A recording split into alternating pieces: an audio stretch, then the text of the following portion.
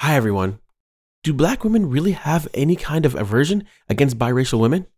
To find the answer to this question, we must analyze some historical facts which mark the mentality of blacks in the United States, especially black people with dark skin, but also as a way of understanding the reasons why certain attitudes, behaviors, and beliefs still remain engraved in the minds of the descendants of the enslaved, where you will not find the expression, "we are all equal," once used by black people as a part of their vocabulary.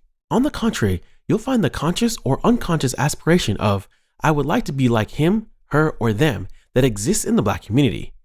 From my point of view, this mentality is the genesis of this need of some blacks to achieve the racial privileges enjoyed by white people during slavery and right now, which is the reason for the aversion some black women have when they look at biracial and mulatto women. It's one thing to have healthy competition to achieve a certain goal, and another thing to let your feelings control your behavior. Something that dark-skinned black women have not learned to control. Is there really an aversion among dark-skinned black women against biracial women, or could we say light-skinned black women? Some of you may have heard some dark-skinned black women sometimes use the expression, "you think you're better than me because you have a light skin tone," when referring to a biracial woman. Let me tell you, my sister, for white people, you are a black woman just like me, who occupies the lowest social, who is excluded, discriminated against, and considered not pretty. As a biracial woman, your skin is too light to be white and too dark to be black. Some black women, when referring to biracial and mulatto women, say every one of the racial privileges that you enjoy because of your skin color is something that you do not deserve, because you have done nothing to deserve it, other than the product of the rape of the black woman by a white man during slavery. As you are listening, it is some of the emotional manipulation mechanisms trying to put light-skinned women back in their place. That black women who feel some kind of aversion against biracial women, assuming what a biracial woman thinks when she looks at a black woman of the black race, and all products of the struggle to achieve racial privileges associated with skin color. Are racial privileges the reason behind the aversion between black women and biracial women? The battle between light-skinned blacks against dark-skinned blacks and vice versa is a deeply rooted struggle within the African American community born from the slavery society, where white people possessed all the privileges and all those associated with white race enjoyed these privileges. This created the false perception in the mind of the black that the more we resemble our masters, the more chance we will have to enjoy these privileges as well. Product of the type of work that black slaves did on the plantations, it could be the origin of the expression dark-skinned black women work in the fields, while mulatto or light-skinned black women worked in the big house, which creates the idea that they were being benefited by their skin tone. Light-skinned biracial or mulatto black women are accused by dark-skinned black women of benefiting from racial privileges to the detriment of dark-skinned women who did the hardest work, which is another reason behind the feeling of aversion against biracial women historically known as mulatto or people of color. This competition that existed between the black woman and the mulatto woman, which has its origin in the colonial era, which was reinforced by the slave owner when dealing with those slaves that were the product of the Union, allegedly raped by slave owners, forced to have relationships with other slaves against their will to give birth to slave children, or for pleasure of a white man, usually its owner, and a slave black woman, resulting in biracial mulatto children.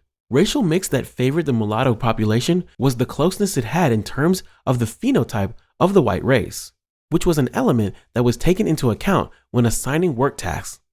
Although the resemblance to the black race phenotype was also evident, resulting in a much lighter skin tone, brown complexion in relation to the pure black, which was darker skin tone, in many colonies in Latin America and the Caribbean, but to a lesser extent in the large slave plantations of the southern United States. This slave-owning colonial society, which was organized according to the caste system, where whites and their descendants belonged to a higher caste, followed by free mulattoes, and below by dark-skinned blacks. System of personal valuation and ability to receive racial privileges based on skin tone, which was the norm in the British colonies, which does not differ much from the caste system implemented in other colonies, especially the Spanish, French, and Portuguese. Why does skin tone determine the value of black and biracial people right now?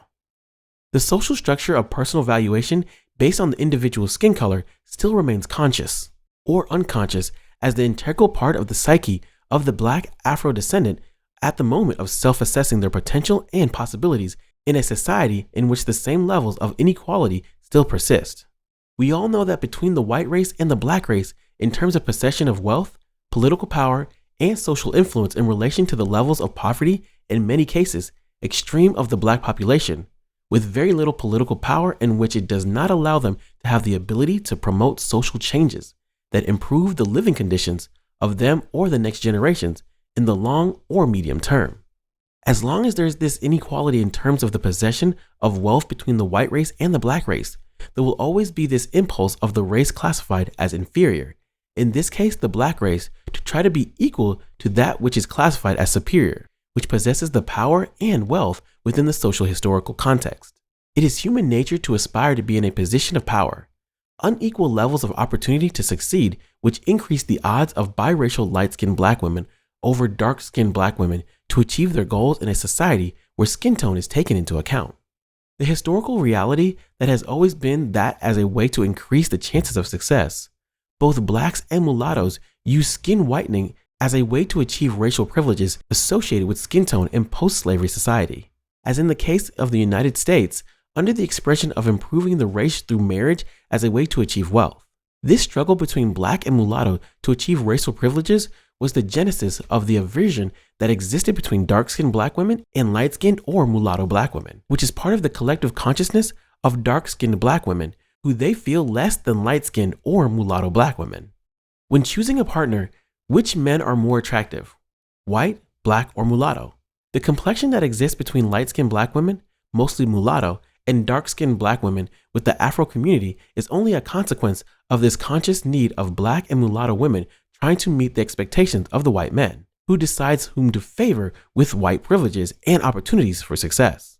But just as dark-skinned black women compete with mulatto women or biracial women, modern term for racial privileges, there is also competition when it comes to the ability to be a beautiful woman, where the beauty models to follow European model is influenced mostly by the white race who are in a position to impose these models to follow given their social and economic position, considered as a superior caste since colonial times. Is there a healthy competition for racial privilege between black women and mulatto women right now? The answer is yes. Is there a real aversion of dark-skinned black women against light-skinned black women? The answer is no. Rather, what exists is a constant complaint that the fewer opportunities that dark-skinned black women have compared to light-skinned black women, which some might consider to be the origin of colonialism in the black community. Ladies and gentlemen, if you like this type of video, please leave your comments below.